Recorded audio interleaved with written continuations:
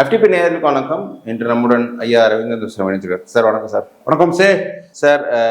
நேற்று முதல்வர் விஜயோட கேபினெட் எக்ஸ்பேன்ஷன் நடந்துச்சு. 32 பேர் இந்த மந்திரியாக ஏற்றிட்டாங்க. நேற்றே 7 பட்டியல் சமூகத்தை சேர்ந்தவர் 7 பேருக்கு மந்திரி கொடுத்தாங்க. இன்னைக்கு 8வது ஆளாக இசிகா வன்னியரசு போய் சேர்ந்திருக்காரு. அதை தாக்கி இப்போ ஆசா போன்றவங்கெல்லாம் விசிகா இஎம்எல் சேர்ந்ததுக்கு எங்களுக்கு டிச் பண்ணிட்டு இப்போ துரோகம் பண்ணிட்டாங்கன்ற மாதிரி இருக்கு பேசியிருக்கோம். அதனால் ஆனால் முதல்வர் ஒரு கட்சிகள் அவங்களே அவங்க முடிவெடுக்கிறதுல உரிமை இருக்குன்னு சொல்லியிருக்காரு.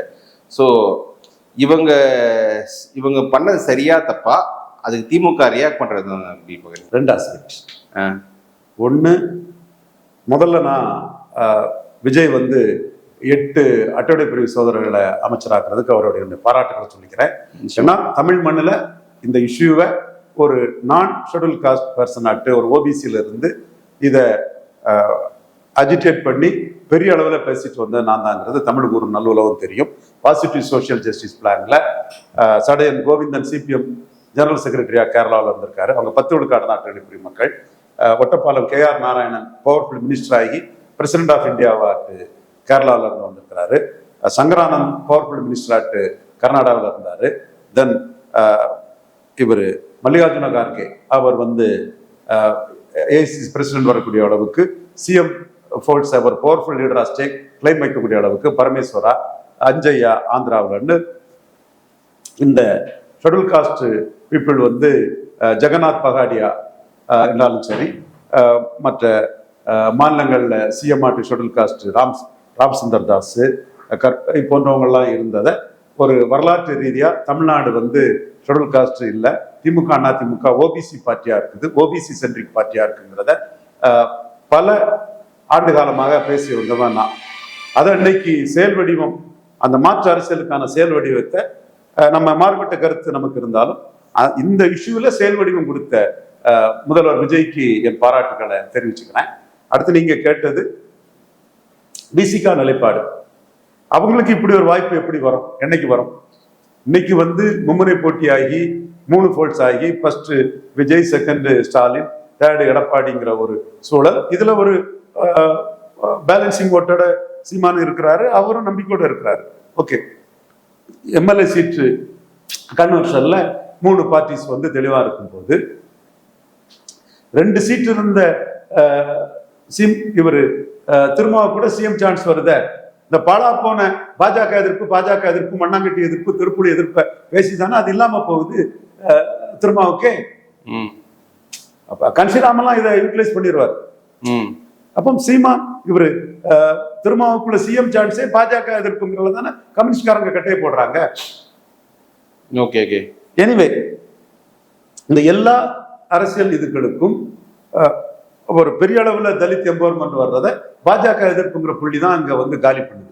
கன்ஷிராம் அந்த புள்ளியை ஓவர் கம் பண்ணி தான் அவர் ஜெயித்தார். எனக்கு ஏன் தலித் எம்பவர்மெண்ட் தான் முக்கியமே தவிர மற்றபடி மைனாரிட்டியை நான் தேவையான அளவுக்கு பயன்படுத்திக்குவேன் எல்லாருடைய மாதிரி. மற்றபடி அவங்க எனக்கு தேவைன்னா போடுவாங்க மாதிரி என்னோட பிரியாரிட்டி இதுங்கிறதுல கன்ஷிராம் நிற்பார். இப்ப இவங்க அந்த கன்ஷிராம் பாணியில பவர்ஃபுல் ஆனது சம் எக்ஸ்டென்ட் மந்திரி சபையில சேர்ந்தது நான் வரவேற்கிறேன். பாட்டாளி மக்கள் கட்சியால இவ்வளவு நாள் இவங்களோட பெரிய போல்சாட்டு 20 எம்எல்ஏ 18 எம்எல்ஏ எல்லாம் ஒரு மாநில அரசுல அவங்களுக்கு ஒரு வாய்ப்பு கிடைக்கல. விசிகாவுக்கு வாய்ப்பு கிடைக்குது, அந்த வாய்ப்பை அவைல் பண்ணது தப்பே இல்லை. இப்ப அது அவங்க திருமாவளவனுக்கு அந்த வாய்ப்பை ஆஃபர் பண்ணாங்க. அதுல என்ன இடைஞ்சல்னா, ஸ்டாலின் திருச்சி கிழக்குல இருப்பாருங்கிற ஒரு ஐடியா அனிதா ராதாகிருஷ்ணன் சொல்றாரு, தென் அன்பில் மகேஷ் சொல்றாரு, பலரும் ஸ்டாலின் சொல்லும் போது ஸ்டாலின் அங்க நின்னா என்ன ஆகுமோங்கிற ஒரு கேள்வியும் இன்னைக்கு 2 எம்எல்ஏக்களை ஒருத்தரான வன்னியரசு இன்னைக்கு அமைச்சராயிருக்காரு. அது அந்த கட்சிக்கு ஒரு எம்பவர்மெண்ட் தான், தலித் எம்பவர்மெண்ட் தான், அதுல எந்த மாற்றமும் இல்லை. பட் இதுல ஆராசாவுக்கு வேட்ஸ் நான் என்டார்ஸ் பண்ணல. பட் ஆராசா சொல்றதுக்கு முன்னாடியே நான் சொல்லிட்டு இருக்கக்கூடிய இது, காங்கிரஸ்கார துரோகத்திலே பலர்ந்த கட்சி, துரோகிகளால அதோட ஒரு பிரதமர் கூட கொல்லப்பட்டாங்க. ஸோ அது துரோகத்திலே பிறந்த ஒரு கட்சி, அவங்களுக்கு துரோகம் பழக்கமான ஒன்று. ஸ்டாலின் முதல்வர்னு சொல்லிக்கிட்டு அவங்க விஜய பண்ணது பச்சை துரோகம். இவங்க அதை நைசிட்டியோட பண்ணாங்க. சிபிஎம், சிபிஐ, விசிகா, ஐயுஎம்எல் வந்து நைசிட்டியோட பண்ணாங்க. அவங்க பச்சையா அந்த துரோகத்தை பண்ணது காங்கிரஸ். ஸோ அவங்களுக்கு எது லாபங்கிறதுல அவங்க பண்ணியிருக்காங்க, இவங்களுக்கு எது லாபங்கிறத இவங்க பண்ணியிருக்காங்க. இது சந்தர்ப்பவாதம்னா சந்தர்ப்பவாதம் தான். கன்ஷிராம் போன்றவங்க வந்து இதை ஒத்துக்குவாங்க. எஸ், சந்தர்ப்பவாதம் தான். நீ பண்ணலையா சந்தர்ப்பவாதம், இந்திரா காந்தி பண்ணலையா சந்தர்ப்பவாதம், மொரார்ஜி பண்ணலையா சந்தர்ப்பவாதம்னு 4 கொஸ்டின் கேட்டுக்கிட்டு நாங்களும் சந்தர்ப்பவாதம் தான் பண்றோம், எங்களுக்கு அதிகாரம் வேணும், நாங்க பண்ணுவோம்னு கட் அண்ட் ரைட்டா பேசுவாங்க. நீங்க இது கட் அண்ட் ரைட்டா உங்க நிலைப்பாட்டை எம்பவர்மெண்ட்டுக்காக தான் நாங்க பண்ணணும்னு சொல்லாம பாஜக எதிர்ப்புன்னு ஒரு போர்வையை போத்திக்கிட்டு எல்லா இதுக்கும் பாஜக எதிர்ப்புன்னு சப்பக்கட்டு கட்ட பாக்குறீங்க. இது உண்மையிலே மோடிக்கும் பாஜகவுக்கும் தமிழக மக்கள் மத்தியில், குறிப்பா இந்துக்கள் மத்தியில் ஒரு சிம்பதி கிரியேட் ஆகிட்டே இருக்கு. அவங்கவுங்களோட சந்தர்ப்பத்துக்கும் சுயநலத்துக்கும் அரசியல் லாபத்துக்கும் ஒரு மோடியை சாக்கா வச்சு அந்த போர்வைக்குள்ள படுத்துக்கிறாங்கிறது வந்து இந்துக்கள் மத்தியில வந்து பெரிய ஒரு உணர்வு வந்து மெல்ல மெல்ல அப்படி எழுப்பி வந்துட்டு இருக்கு. சார், நீங்க சொல்றீங்க அவங்க இந்து அறநிலையத்துறையோ ஒரு பிராமணர் கொடுத்து மோடி RSS அடிச்சிட்டாங்க, தீகாவை அடிச்சிட்டாரு. எந்த பிராமணன் பாஜக ஓட்டு போட்டான்? இந்து நாடார் கட்சியா பாஜக? நாங்க தாயா இந்துக்களின் காவலர், we are the custodian of Hindu religion. நான் பிராமணனை குறை சொல்லல, 2 பிராமணர்களை மந்திரி பதவி கொடுத்தா நான் வரவேற்கிறேன், பாராட்டுறேன். அது அந்த 2 பிராமணரை விஜய் கொடுத்தது அவரோட சோசியல் இன்ஜினியரிங். அது கன்ஷிராம் பண்ணது, மாயாவதி பண்ணது, சதீஷ் சந்திரா பண்ணது.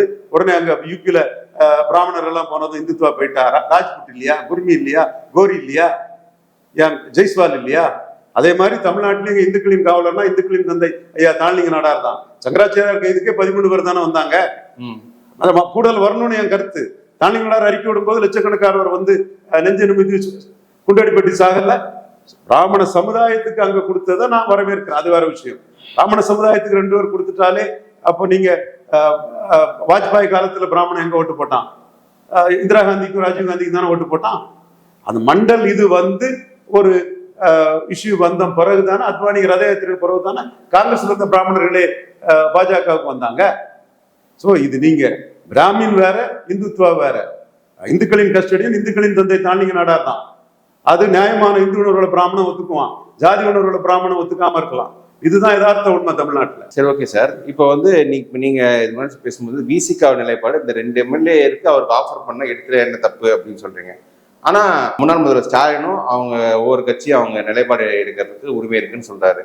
ஆனா காங்கிரஸ் மீது மட்டும் துரோகம்ன்ற அந்த ஒரு விமர்சனம் காரணம் என்ன? காங்கிரஸ் துரோகத்திலே வளர்ந்த கட்சி. துரோகம் பண்ணாங்கன்னா இவங்களாவது ஸ்டாலினை பார்த்து நன்றி தெரிவிச்சாங்க.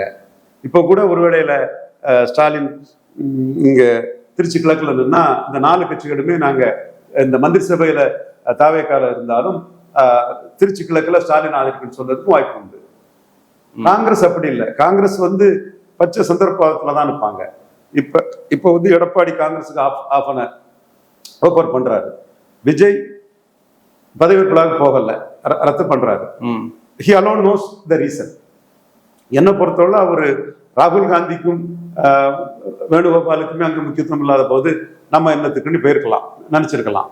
மற்றவங்க வேற விதமா சொல்றாங்க. எனிவே அவர் போகலன்னு தெரிஞ்சதுமே, ஒரு லூப் கோல் கிடைச்சதுமே மந்திரி சபைக்கு பாராட்டு தெரிவிச்சு 3 மணிக்கு 2 மணி 54 நிமிஷத்துக்கு போடுறாரா இல்லையா? அப்ப ஸ்டாலின் காங்கிரஸ் கட் ஆயிடுச்சு. துரோகம் இந்த இதுல விஜய் கிட்ட காங்கிரஸ் இருக்கு. இன்னைக்கு 2 மந்திரி இருக்காங்க, விஸ்வநாதனும் ராஜேஷ்குமார் இருக்கிறாங்க, பவர்ஃபுல்லா இருக்கிறாங்க, நான் மறுக்க வரல. ஆனா அந்த இடத்துக்குள்ளேயும் அவர் இன்னைக்கு விடக்கூடிய மேகதாத அறிக்கையில, மேகதாதெல்லாம் எந்த கவர்மெண்ட் இருந்தாலும் இப்படிதான், விஜய் இதுல குறை சொல்றது ஒண்ணும் இல்லை, இப்படிதான் போகும் எந்த கவர்மெண்ட் இருந்தாலும். கர்நாடகா தமிழ்நாடு ரிலேஷன் அவருக்கு அரசியல் நெருக்கடி கொடுக்குறாங்க, இப்படித்தான் இருக்கும். அதனால விஜய குறை சொல்ல நான் விரும்பல. திமுக இருந்தாலும் சரி, அண்ணா திமுக இருந்தாலும் இப்படித்தான் இருக்கும். அதே மாதிரி இந்த போர்னோ பிரச்சனையில வரக்கூடிய இது சட்ட ஒழுங்கு பிரச்சனையில வரும்போது ஸ்டாலின் கவர்மெண்ட் என்ன சொன்னதோ அதே கவர்மெண்ட் தான். சோசியல் ப்ராப்ளமே தவிர கவர்மெண்ட்டுக்கு லா அண்ட் ஆர்டர் ப்ராப்ளம் அல்ல. மற்றவங்க சொல்றது மாதிரி அன்னைக்கும் நமக்கு இன்னைக்கும் இதே கருத்து தான். இதுல எடப்பாடி என்ன சொல்றாருன்னா, காங்கிரஸ் தயவில் ஆட்சி செய்யும் தாவேக்கான்னு காங்கிரஸுக்கு ஒரு பார்கெனிங்க ஏத்துறாரு. இதுதான் இதுல பார்க்க வேண்டிய விஷயம். அப்போ துரோகத்திலே வளர்ந்த காங்கிரஸுக்கு, துரோக சிந்தனையிலே உதிச்ச காங்கிரஸுக்கு தமிழ்நாடு மண்ணுக்குள்ள இன்னும் ஸ்டாலினை 2 தடவை கார்த்திக் சம்பரம் சொல்றாரு, 2 தடவை நாங்க திமுக நம்பிதான் ஜெயித்தோம், திமுக நல்ல கட்சி, பெரிய கட்சிங்கிறாரு. அப்போ அவருக்கும் மாணிக் தாகூருக்கும் பிரவீன் சக்கரவர்த்திக்கும் தாவேக்கா காணும்னா கார்த்திக் சிதம்பரத்துக்கு மீண்டும் ஸ்டாலின் மன மாதிரி நம்ம கூட வரமாட்டாரான்னு ஸ்டாலின் ஆப்ஷனை ஓபன் பண்ண முடியாதான்னு கார்த்திக் சிதம்பரம் பாக்குறாரு. அதே வேளையில இங்க இவரு எடப்பாடி பழனிசாமி நல்லாவே சொன்ன அண்ணாமலை நீக்கக்கூடாதுன்னு. அவர் இன்னைக்கு பாஜக கூட தோத்தம் பிறகு அவரும் அசிடியஸ்லி ஓப்பன்லி வந்து 2 இன்ஸ்டன்ட் ஆயாச்சு. முதல் இன்ஸ்டன்ட் கேரளாவுக்கு கவர்னருக்கு பதவியேற்பு விழாவுக்கு சதீஷனுக்கு வாழ்த்து தெரிவிச்சது. 2வது இன்ஸ்டன்ட் காங்கிரஸ் தயவில் இருக்கும் தாவேக்காணி காங்கிரஸ் தூக்குறாரு. அவருக்கு மேகதாதெல்லாம் நோக்கம் இல்லை, ஒரு பேரளவுக்கு ஒப்புக்கிச்ச பாணிக்கு மேகதாதுகள் என்ன சொல்கிறார், இவர் இருந்தா என்ன சொல்ல போறாரு, மேகதாதுல ஸ்டாலின் இருந்தா என்ன சொல்ல போறாரு, அதே தான் விஜய் இருந்தாலும் சொல்ல போறாங்க. அந்த இஷ்யூ வந்து யார் இருந்தாலும் இப்படித்தான் போகும். விஜய்க்கு அதுல விஜயும் அதே அவங்க இருக்கும்போது என்ன பண்ணாங்களோ அதே தான் சொல்லிட்டு போவாங்க, இது இப்படித்தான் இருக்கும். ஆனா காங்கிரஸ் சேவையில் இருக்கும் தாவேக்கான்னு சொல்லக்கூடிய இடத்துலதான் எடப்பாடி தன்னோட அரசியல் நகர்வை செய்யறாரு. ஓகே, சரி, இப்போ இதுல என்னன்னா ஸ்டாலினை விட்டு எல்லாரும் போயிட்டாங்க கூட்டணி கட்சிகள். இது வந்து திமுகவை எதிர்ப்பவர்களும் ஸ்டாலின் மேல ஒரு பெரிய சிம்பத்தி இதுல இருக்கு. தனியா நிக்கிறாங்க ஸ்டாலின்னு, அவருக்கு கிண்டல் பண்றதுனால கூட சிம்பத்தி இடப்பாக்குது. ஸோ திமுகவோட ஒரு கூட்டணி கட்சிகள் மட்டும் போல அவங்களோட வாக்கு வங்கியே போயிடுச்சு அப்படின்னு நம்புறீங்களா? முஸ்லீம் வாக்கு வங்கி திமுகவோட ட்ரெடிஷனல் வாக்கு வங்கியை தான் நான் பாக்குறேன். 77ஆம் ஆண்டு திமுக 24.8 விழுக்காடு வாக்கு, 25 விழுக்காடு வாக்கும் 48 சீட்டும் ஜெயித்தாங்க. அப்ப முஸ்லீம் லீக் கூட்டணி கிடையாது. ஆனா கலைஞர் ஒரு பொய்ய சொல்லுவார், அந்த காலத்திலிருந்து இந்த காலம் வரை என்றும் நம்மோடு இந்தியன் யூனியன் முஸ்லீம் லீக் கூட்டணியில இருக்குன்னு ஒரு பொய்ய சொல்லுவார். அது அந்த முஸ்லீம் சென்டிமெண்ட் அப்படி தனக்கு சாதகமா திருப்பக்கூடிய ஒரு தன்மைக்காக சொல்லுவார். ஆனா 77ல வந்து முஸ்லீம் லீக் வந்து திராவிட முன்னேற்ற கழகத்து கூட கூட்டணி கிடையாது. நல்லா ஞாபகம் இருக்கு எனக்கு. அப்போ 16 வயது, அது எமர்ஜென்சி பீரியடு. அந்த டைமுக்குள்ள எனக்கு வந்து மிக துல்லியமா எனக்கு ஞாபகம் இருக்கு. கலைஞர் வந்து 233 தொகுதியில கேண்டிடேட் போட்டு கன்னியாகுமரி தொகுதியில மட்டும் பொன்னப்ப நாடார் மகன் பொன் விஜயராகவனுக்காக நாங்க எமர்ஜென்சி குமரி கோமேதகம் அவருக்காக நாங்க அந்த தொகுதியில கேண்டிடேட் போடலன்னு 233 தொகுதியில கேண்டிடேட் போட்டாரு. கிள்ளியூர் தொகுதியில மட்டும் கேண்டிடேட் போடல. அப்ப 233 தொகுதியில கேண்டிடேட் போட்டு கிள்ளியூர்ல கேண்டிடேட் போடாதவர் கூட இந்தியன் யூனியன் முஸ்லீம் லீக் எப்படி கூட்டணியா இருந்திருக்க முடியும்? அப்போ அப்துல் சமது லத்தீப் பிரச்சனை எல்லாம் இருந்தது. அதுல காமராஜ் கூட வந்து அந்த 74 கோயம்புத்தூர் எலெக்ஷன் பிறகு லத்தீப்ப எலெக்ஷன் டைம்ல நீ வாப்பா சம்மத அதெல்லாம் சொல்லியிருந்தாரு. அது அப்படி ஒரு டைப்பா அது போயிட்டு இருந்தது. திமுக வந்து 89 தேர்தலையும் லத்தீப்புக்கு தான் 5 சீட் கொடுத்தாங்க, 5 ஜெயித்தது. ஸோ முஸ்லீம் லீக் கூட்டணி என்னைக்கு நிரந்தர கூட்டணின்னு திமுக சொல்லக்கூடிய இது வந்து ஒரு வாதத்துக்கு அந்த சென்டிமெண்ட் கரெக்டே தவிர 89ல லத்தீப்புக்கு தான் 5 சீட் கொடுத்தாரு. 77ல கூட்டணியில முஸ்லீம் லீக் கிடையவே கிடையாது, 100 கிடையாது. பட் ட்ரெடிஷ்னலா ஒரு முஸ்லிம்ஸ் வந்து திமுக ஓட்டு போடுறாங்க. அவங்க 99ல பாஜக கூட கூட்டணி இருக்கும் போதும் அந்த முஸ்லிம் சகோதரர்கள் வந்து திராவிட முன்னேற்ற கழகத்துக்கு போட்டாங்க. அப்கோர்ஸ் அவங்களுக்கு ஆரம்பத்துல திமுக சொன்ன தில்லை நடராஜனையும் ஸ்ரீரங்க ரங்கநாதரையும் அவங்க சொன்ன அந்த ஆன்டி ஹிந்து சுலோகங்கள்லாம் அவங்களுக்கு வந்து உள்ள வந்து பண்ணியிருக்குமா, அல்லது முஸ்லிம்ஸுக்கு ப்ரோவா திமுக நிற்கிறாங்க, கலைஞர் நிற்கிறாரு, அந்த அடிப்படையில் அவங்க வந்திருப்பாங்களான்னு தெரியல. எனிவே அவங்க வந்து ட்ரெடிஷ்னல் டிஎம்கே சப்போர்ட்டர்ஸ் தான். 99ல டிஎம்கே பாஜக கூட என்டிஏன்னு ஒன்று உருவாக்கி கூட்டணி நிற்கும் போதும் அவங்க வந்து திராவிட முன்னேற்ற கழகத்துக்கு வாக்களித்ததும் யதார்த்தமான ஒரு உண்மைன்னு தான் நான் பார்க்குறேன். இப்பவும் இந்த ட்ரெடிஷ்னல் ஓட்டர்ஸ் வந்து இந்தியன் யூனியன் முஸ்லீம் லீக்குக்காக மட்டும் போட்டதா நான் கருதல. பட் முஸ்லீம் லீக்கும் ஒரு பிளஸ்ஸா இருந்தது, மனிதநேய மக்கள் கட்சியும் பிளஸ்ஸா இருந்தது, எஸ்டிபிஐயும் பிளஸ்ஸா இருந்தது, அன்சாரியும் பிளஸ்ஸா இருந்தாரு, மறுக்க வரல. பட் ட்ரெடிஷ்னலா ஒரு முஸ்லீம் ஓட்டு வந்து திராவிட முன்னேற்ற கழகத்துக்கு ஹையர் ரெப்ரசன்டேஷன், அவங்க சென்டிமெண்ட்ஸ், அவங்க இஷ்யூவை பேசுறது, இந்த வகையில வந்து திராவிட முன்னேற்ற கழகத்துக்கு இருக்கதா தான் நான் பார்க்கிறேன். திமுகவோட நிலை எப்படி இருக்குன்னா, அவங்க வந்து அவங்க கூட்டணி கட்சிகள் அப்படியே இந்த அந்த பாஜகவுக்கு எதிராக திமுக கட்டின கூட்டணி அப்படியே இன்டாக்டா இருக்கு. பட் திமுக அதிலிருந்து வெளியே இருக்கு. அங்க அந்த இடத்துல விஜய் வந்திருக்காரு, ஒரு கரிஸ்மேட்டிக் லீடர் விஜய் வந்தது வந்து மக்கள் நல கூட்டணி போனவங்க தானே, மக்கள் நல கூட்டணி போனவங்க தானே. சோ அவங்களுக்கு வந்து தங்களுடைய அரசியல் லாபத்துக்கு, தங்களுடைய அரசியல் வெற்றிக்கு பாஜக எதிர்ப்பு ஒண்ணு கிடைச்சு அதை பயன்படுத்திக்கிட்டாங்க. அன்னைக்கு ஸ்டாலின் தலைமையில பயன்படுத்தினாங்க, இப்போ விஜய் தலைமையில பயன்படுத்துறாப்புல. அப்ப அதான் இப்ப திமுக வந்து தன்னுடைய பேஸே இழந்துட்டாரு. இப்ப என்ன முஸ்லீம் ஓட்டு இந்த இடத்துக்குள்ள ஓட்டு பெருசா போயிருக்குல்ல, இந்த இடத்துக்குள்ள காங்கிரஸுக்கு எடப்பாடி வந்து டிமாண்ட் இருக்கு. யாரும் கவனிக்கல. நான் தான் தமிழ் மண்ணிலே நான் ஒருத்தன் தான் கேரளாவில் சதீஷன் பதவியேற்பு விழாவுக்கு 3 மணிக்கு 2 மணி 54 நிமிஷத்துக்கு எடப்பாடி வாழ்த்து போட்டிருக்கிறாரு. அப்போ அவரு இந்த இடத்துக்குள்ள ஒரு வேக்கம் இருக்கு, நம்ம போய் ஃபில்அப் பண்ணிக்கலாம், காங்கிரஸ் ஆப்ஷனை ஓபன் பண்ணிக்கலாங்கிறத அவர் பண்றாருங்கிறத நான் ஒருத்தன் தான் சொன்னேன். இன்னைக்கு 2வது நிகழ்வாட்டு வந்து காங்கிரஸ் தயவுல இருக்கக்கூடிய தாவை காட்சிங்கிற வார்த்தையை ஸ்பெசிபிக்கா பர்பஸா எடப்பாடி பழனிசாமி யூட்டிலைஸ் பண்றாங்க. பட் எல்லாரும் விமர்சிக்கணும், இப்போ திமுக எஸ்சி ஓட்டு பெருசு வச்சிருந்தாங்க, சென்னையெல்லாம் கொஞ்சம் எஸ்சி ஓட்டுக்கு பெருசு இல்லை, அது மொத்தமா அங்க போயிடுச்சு. ஸோ திமுக எதிர்காலமே கேள்விக்குரிய. மொத்தமாங்கிற வார்த்தையை நான் ஏற்றுக்கல. அது போயிருக்கும், பெருமளவுல போயிட்டு 2/3 போயிட்டு 1/3 தான் இருக்குன்னு பாக்குறேன். முஸ்லீம் ஓட்டு 2/3 திராவிட முன்னேற்ற கழகத்துக்கு தான் இருக்குது. புரொட்டஸ்டன்ட் கிறிஸ்டின்ஸ் ஓட்டு 2/3 திராவிட முன்னேற்ற கழகத்துக்கு தான் இருக்குது. கேத்தலிக் கிறிஸ்டின் ஓட்டு தான் விஜய்க்கு 2/3 கிட்ட போயிட்டு, அதுல கேத்தலிக் ஃபிஷர்மேன் எல்லாம் 2/3 மேல போயிட்டு, கேத்தலிக் நாடார் வந்து திமுக சில பூத்துகள்ல மெஜாரிட்டியும் இருக்குது. ஸோ கிறிஸ்டின்ஸ் வந்து பெருமளவுல ஜாஸ்தி விஜய்க்கும், முஸ்லிம்ஸ் பெருமளவுல ஜாஸ்தி திராவிட முன்னேற்ற கழகம் ஸ்டாலின் தலைமைக்கு தான் இதுவரை கிடைச்சிருக்கு. இப்போ ஆக்சுவலி இப்போ தமிழ்நாடு அரசியல் எப்படி இருக்கு? இது இந்த சிச்சுவேஷன் தான் முன்னம 80களிலும் இருந்தது. அப்போ அதிமுக ஆட்சி காலத்துல பிராமின்ஸ் எல்லாம் எம்ஜிஆர் பின்னாடி போயிட்டாங்கன்னு சொல்லும்போது 80ல கலைஞர் வந்து ஒரு அறிக்கை கொடுத்தாரு. மீனாட்சிபுரம் மதமாற்ற சம்பவத்துல என் பிணத்தின் மீது தான் முஸ்லிம்களை தாக்க முடியும்னு ஒரு அறிக்கை கொடுத்தாரு. அப்போ முஸ்லீம் லீக் கூட மூப்பனார் கூட தான் நெருக்கத்துல இருந்தாங்க, கருணாநிதி கூட யாரும் இல்லாத ஒரு சூழ்நிலை தான் இருந்து அவர் டைரக்டா முஸ்லீம் ஓட்டை கையில் எடுக்கிறதுக்கு தான் என் பிணத்தின் மீது தான் முஸ்லிம்களை தாக்க முடியும்னு ஒரு கொடுத்தாரு. ஸோ அவரு பண்ணாரு, அந்த முஸ்லீம் மீது வேற. பட் கற்பா என்ற நூர்ஜஹான், அன்வர் பாலன் சிங்கம் எழுதியிருக்காரு, அதில் உள்ள எங்களோட நிலைப்பாடு வேறனாலும் கூட மெயின் ஸ்ட்ரீம் பொலிட்டிக்ஸ்ல முஸ்லீம் ஓட்டோட டிராவலுக்கு நான் சொல்றேன். அதுல முஸ்லீம் வாக்குகள் வந்து அந்த இடத்துக்குள்ள கலைஞரை நோக்கி நகர ஆரம்பிச்சது மீனாட்சிபுரம் மதமாற்ற சம்பவத்துக்கு பிறகுதான். அது 80ல நகர ஆரம்பிச்சது. அப்போ முஸ்லீம் லீக் கூட கலைஞருக்கு ஃபெசிலிட்டேட் பண்ணல, டைரக்டா அவரை பணத்தின் மீதுதான் முஸ்லிம்களை தாக்க முடியும்னு வாஜ்பாய் எல்லாம் வந்திருந்தார். மீனாட்சிபுரம் மதமாற்ற நெல்லை மாவட்டத்தில் உள்ள தென்காசி பக்கத்துல. சார் இப்ப அதான் சார், இப்ப என்னன்னா இப்போ தமிழ்நாட்டு அரசியல் சொல்லுங்க, திமுக கட்சி இன்டாக்டா இருக்கு, ஸ்ட்ரக்சர் இருக்கு. இப்போ பேன் தமிழ்நாடு பார்ட்டி அங்கிருந்து எந்த ஒரு கட்சிக்குள்ள எந்த சலசலப்பும் இல்லை, பெரிய அளவுக்கு ஒன்றும் இல்லை. ஆனா அதிமுக கிட்ட சலசலப்பு இருக்கு. ஆனா பட் அதிமுக வாக்கு வங்கின்றது இன்டாக்டா இருக்கு, அது பெருசா விஜயால பாதிக்க முடியல. அவங்க பார்லிமெண்ட்ல 20% அப்படியே எடுத்து 20% அப்படியே இல்ல, ஸ்ட்ரக்சர் திமுக கரெக்டா இருக்கு. அதிமுக ஸ்ட்ரக்சர் அதிமுக வாக்கு வெளில போயிருக்கு. அதை வச்சுதான் அவர் காங்கிரஸுக்கு ஃபீலர் விடுறாரு. நீங்க வந்துட்டீங்கன்னா ஜெயித்திரலாம், உங்களுக்கு எவ்வளவு சீட்டு வேணாலும் தாராங்கிற ஆஃபரை கொடுக்குறாரு. அப்ப திமுக எதிர்காலமே கேள்விக்குரியது. எல்லாம் so many ifs and buts, நம்ம எதுவுமே முன்முடிவுக்கு வர முடியும். நீங்க சொல்ற famous quote, moves and counter moves தான் பாலிடிக்ஸ்.